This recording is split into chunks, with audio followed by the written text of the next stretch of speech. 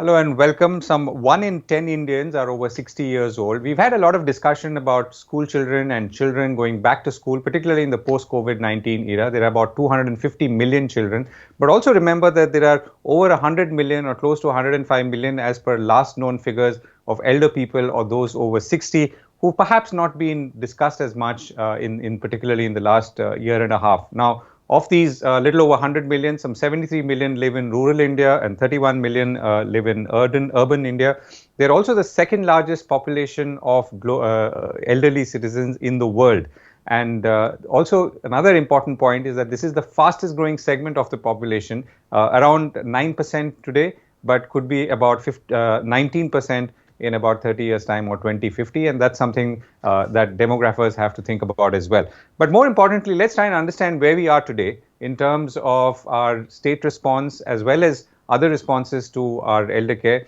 I don't know about you, but I can see increasingly, anecdotally, a lot of people talking about elderly parents, for instance, facing issues like dementia, Alzheimer's, not something that you would have heard before. Maybe something has changed, or maybe we're just hearing about it for the first time. But clearly, if nothing else, there is attention on some of the challenges faced by the elderly. And this, of course, is perhaps the most extreme one. And there could be other problems as well. So let's try and understand both from a medical perspective as well as someone who is trying to entrepreneurially address this issue on elder care in India. So I'm pleased to be joined by Dr. A.B. Dey, Professor of Medicine and Head of Geriatric Division at the All India Institute of Medical Sciences. Also joined by Somajit Ray, co-founder and CEO of EMOA Elder Care. Thank you both for joining me. Dr. Dey, let me start off with you. How do you and where do you see today our response to the overall the universe of elderly people, that is as defined as over 60, particularly as we've now recovered from a brutal second wave of COVID-19? Thank you for having me here in this program.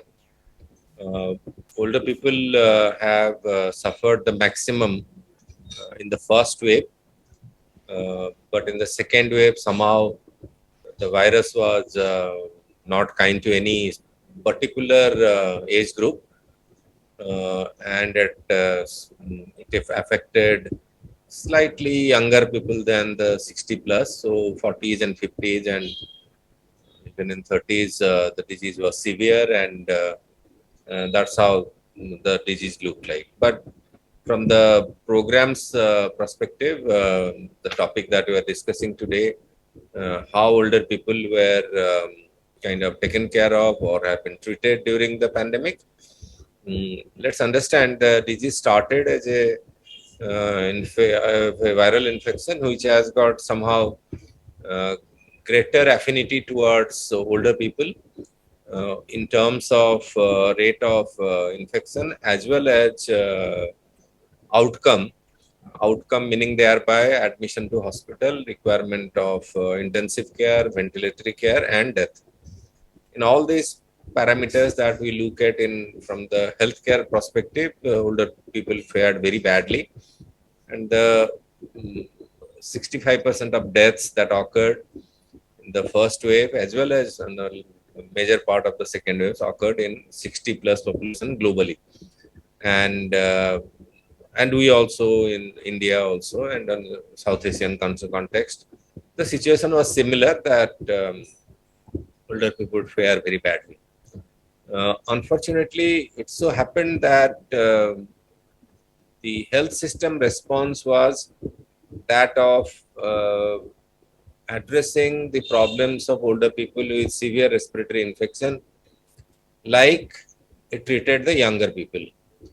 It so happened that when you put a person into intensive care or on ventilatory care for a say 25-year-old and compare with 75-year-old, the chances of survival and the outcome would be totally different. Somehow, because our experience in older people in acute care clinical setting is rather limited, the health system response was also not correct in the initial phases. But I don't blame the health system, because we in the health system look at the whole population from a kind of a general point of view, Right. It was so when pediatrics was not separate. So we are taught in medical school that make the tablet half and give it to a kid. But then we understood that it's not that way. It's a milligram per kg body weight, and then we calculate the dosage, which was the reason many of us did not take pediatrics, because remembering the dosage and etc. are very difficult. Similarly, in case of older people, just don't. Most people consider they are the same adults with a little bit of gray hair and wrinkled skin, but we understand now much better that it's a different ballgame altogether, with dysfunctional organ systems and many other issues which are slowly and steadily emerging. Fortunately, one good thing happened, that the vaccination was primarily addressed in the beginning after the frontline workers towards older people, which was the right step. But then, of course, the course correction was correct, that we have to vaccinate at least 80% of the, or 85, 90% of the population to have that kind of immunity, which will prevent the further transmission of the infection. So Right. the vaccination, older people had an advantage that they got vaccinated early, especially in India. Whereas that's not true for many of the neighboring countries, where older people were kept in the second or third position in the priority list while deciding the vaccination. So how I look at the pandemic and vis-a-vis older population, for the first time in the health system, it was recognized that older people are a very vulnerable group of people in the face of such difficult diseases, pandemics, and acute infection. The second thing that came up, that our health system, both in public health and corporate sector, is grossly incompetent. That'll be a strong word, incapable of dealing with such acute disease in such large number, especially in vulnerable and frail group of citizens. And the only good thing that came out, that the scientific response to the infection in terms of devising a vaccine was very quick, and also the health Right. system also saw to it that large number of people have been vaccinated. So I stop it here, and we'll look at the questions later on. Right, sure. Thank you for that. So, Somajit, let me come to you. You have been building an entrepreneurial response to this, not the medical part, but let's say the care part. Tell us about what your experience has been, and what are the problems that you're trying to primarily address, and to some extent maybe succeeding. Thank you, Govind. It's a pleasure to be on the show, and I have known Dr. Dey for a while, so pleasure to have Dr. Dey also on the panel. Thanks.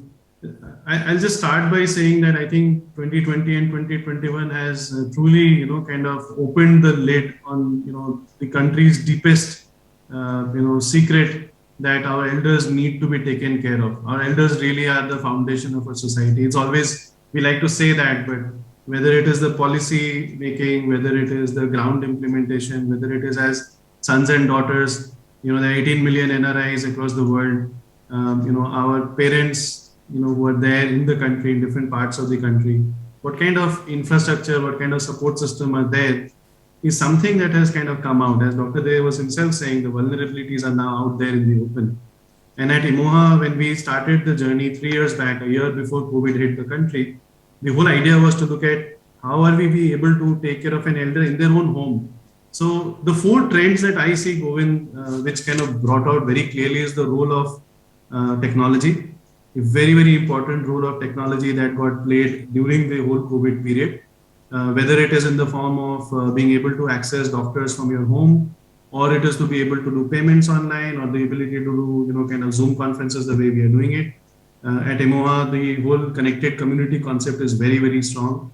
And therefore, the power of being able to get technology to deliver care in different parts of the country where elders might be alone, in different parts, is immense. The second is this whole concept of aging in place. I think in no better way than this, the concept of aging in place, which is the bedrock of what Emoha has been created on, has kind of got established. Elders anyway want to stay at home. That's where, they have their memories, they have all their, nobody wants to go, and move out. Nobody wants to, kind of even stay in a hospital, right? So, so the ability to stream in resources, and if we can stream in a pizza, we can stream in other things as well. So how is it possible to get things which are required by the elder, not just during COVID time? COVID was a stress test, and it Right. worked in many ways. So the technology role, the aging in place as a concept. The third is the role of the hyperlocal community. I see the role of the hyperlocal community has become very, very maximized in a place where government role kind of got a little difficult. It is the local RWA associations, it is the local hyperlocal, the partners, the chemist shop, the nursing, the carers in the vicinity areas. It is those heroes which came together, which really changed, the potential. And through technology, all of this is very, very doable. And this is exactly how we stitch it across 80 cities and towns. It's not just in Delhi. And therefore, the community role becomes very powerful. And last is, which I say, is the role of the corporates. I see in a very positive way that while it is true that we've gone through a lot of difficulties, it has shown some directions. It has shown some directions for both policymakers as well as the son and daughter abroad or the son and daughter in India. That if your parents have a protection system at home, if technology is there, if the corporate is sensible, if the local community is stitched, then there is hope. Then we have a chance of getting Right. the elder what he truly deserves. Right, and that's a good note to move on. So, Dr. Dey, there is a national program for the healthcare of elderly. One of the stories that we had done earlier showed that only about 7% of the funds were actually utilized by the states and union territories. So, there seems to be, there are many responses required: institutional, entrepreneurial, and when I say institutional, I obviously mean government. And maybe other communities and even, let's say, hyper-local communities, as Somajit was saying. So, as we look ahead at this segment that's growing so fast, Dr. Dey, where do you feel we need to focus most of our efforts on, particularly at this point? From the healthcare point of view, I look at it this way. The National Program for Healthcare of the Elderly was started in 2010 with a lot of hope for the older population as well as for the physicians who are working in this area. That includes me as well. But down the line in 10 years, we found that the Indian way of addressing every crisis or every issue with a program may not be working out. As your report showed that hardly 7% of the budget could be spent. So there may be political will, programs, budgeted funds, but when it comes to utilization and kind of using the funds and the policy programs for older people, that doesn't really happen. I'll give you some state-wise example. For example, in the state of say Karnataka or in Tamil Nadu, which have very good health systems, the program went performed very well. Even for a state like Rajasthan, where we do not consider it as a very progressive state because being clubbed in the Bimaru group, but the program went on very well with interventions. Maharashtra showed that way. Even in the state of Odisha, with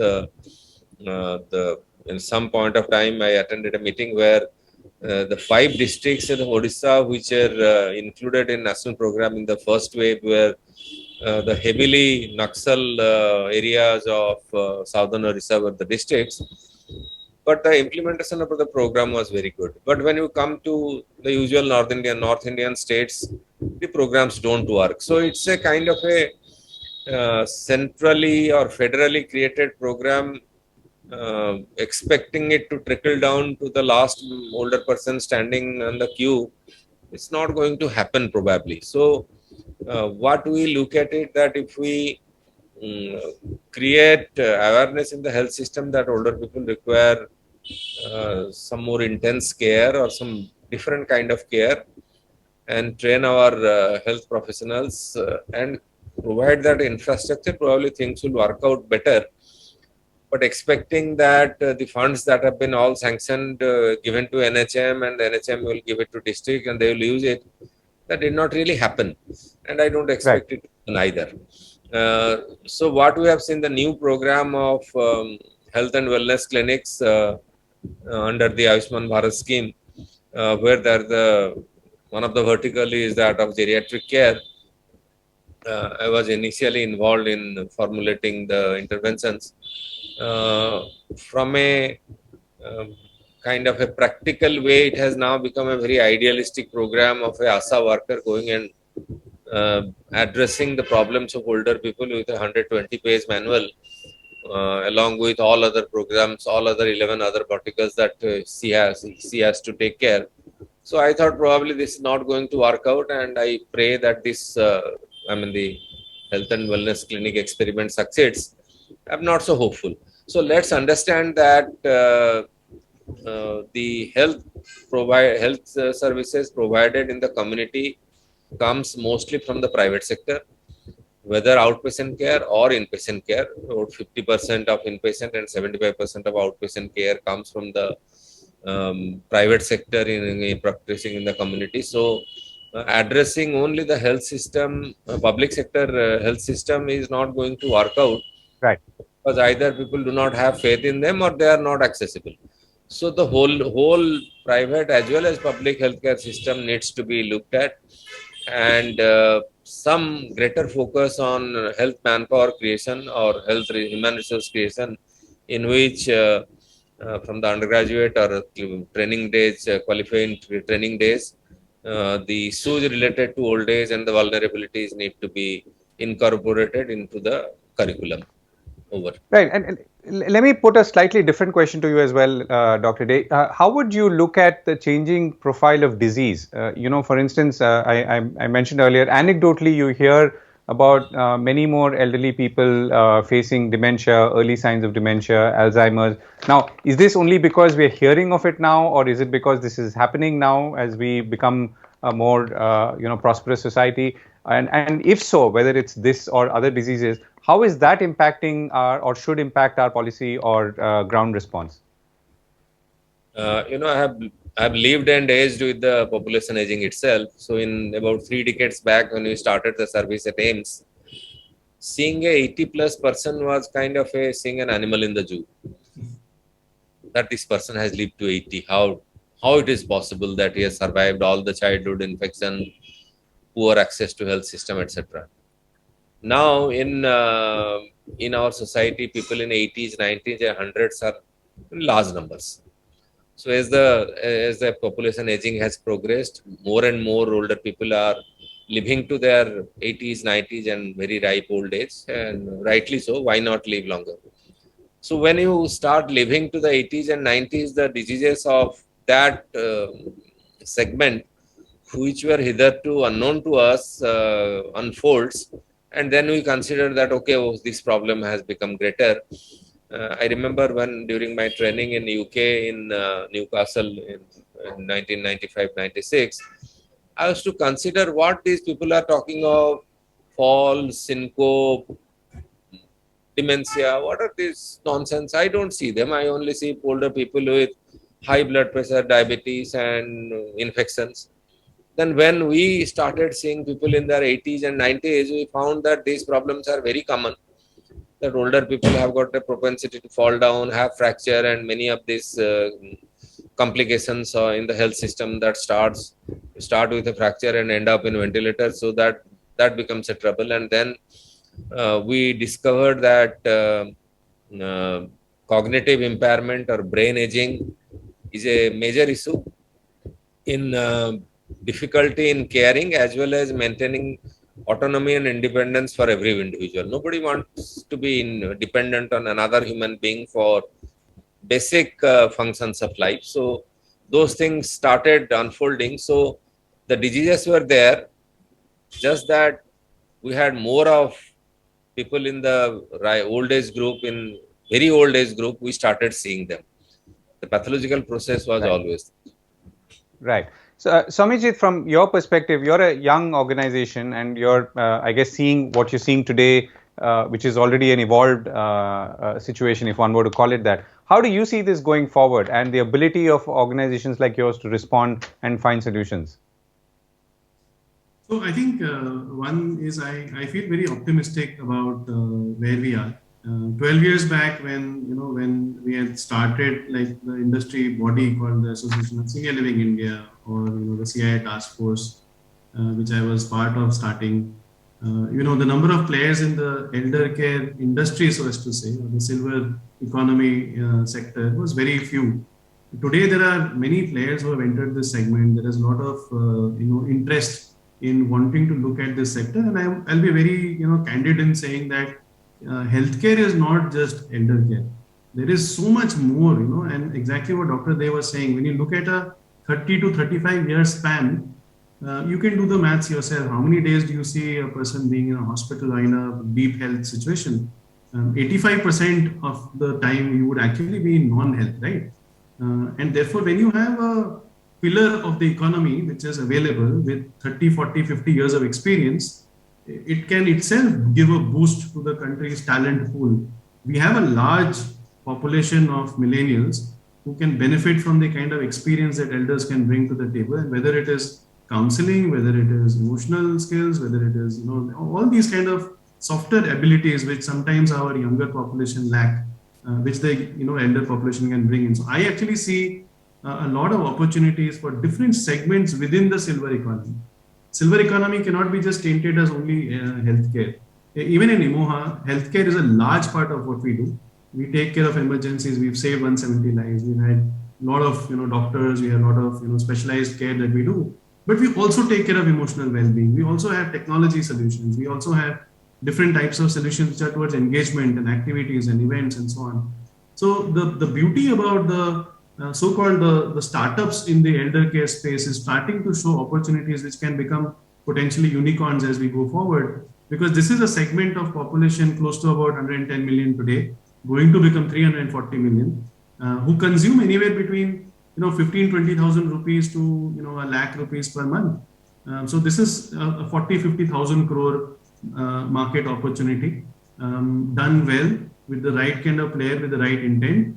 There are micro niches from infrastructure creation to kind of AI and ML oriented, doing data sensors in the home, to healthcare at home. All these segments will see a growth as we move forward, and they will complement the efforts of government, even potentially doing public-private partnerships with government, so that different parts of the country, different initiatives can be getting a support from the private side as well. So I'm quite bullish. I think Emoha has seen a lot of growth rightfully in the last 2 years, and I see the next couple of years being really the fruition of what we have seen in edutech or in health tech, now translating into the age tech field, as I see it. Right. Dr. Dey, last question. So, and let me split it into two parts. One is, now that as you said, we are more conscious and cognizant of the elderly population, particularly post-COVID. And we are also now recognizing that as people live longer, they will encounter new diseases. What are the one or two things that you feel we should do, particularly from a policy point of view, if we should do as we go forward? That's one, which is the macro question. On the micro question, what should people like all of us do? Like, people who have, have elderly parents in the family or aging parents in the family. What would your message be to, young people of today, and how they could look after or better look after their aging parents or population? Let's look at the policy component first.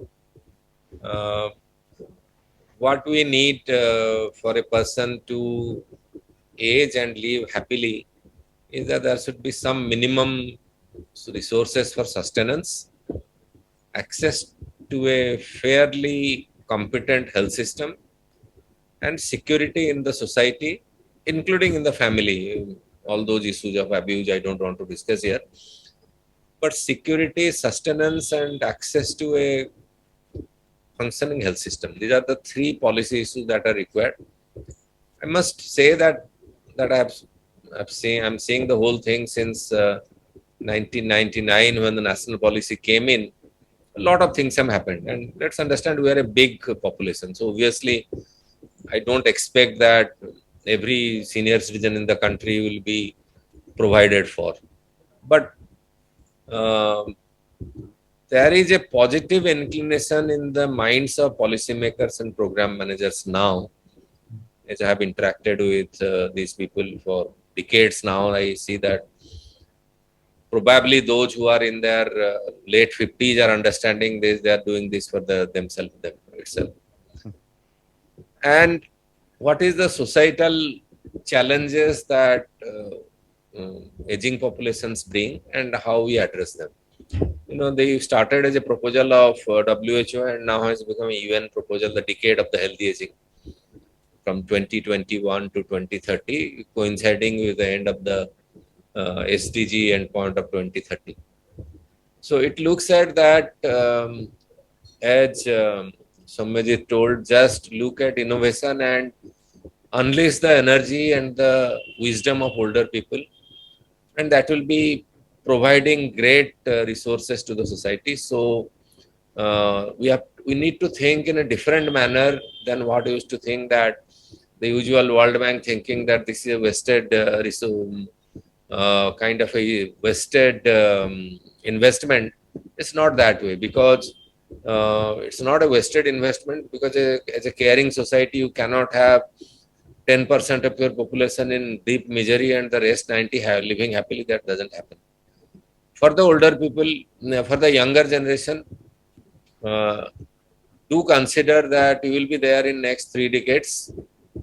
So take care of your own health and your sustenance and your survival when you are 60 plus, and also look at those who have already reached there and support them with the 3 things that I named, that sustenance, security, and access, so that they are also happy. And all younger people should plan from now as to how to remain healthy in the 60s and 70s and 80s, so that your need for hospital care, need for support is minimized. Of course, these are all aspirational issues.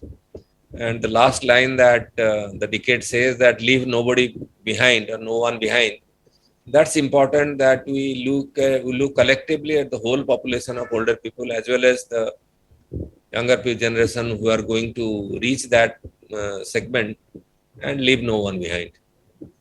So remember that there are more than 105 million older people today. This is the fastest growing segment of society, and this is also the segment that you, if you're a young person, will become part of in coming years. So therefore, the best maybe response, in a manner of speaking, is to be prepared, be healthy, and be ready for this phase, even as you understand the role of elderly today, and intergenerationally exchange ideas and knowledge and benefit from each other. And therein lies the future of this country. On that note, thank you very much for joining me, Dr. Dey and Soumyajit Roy.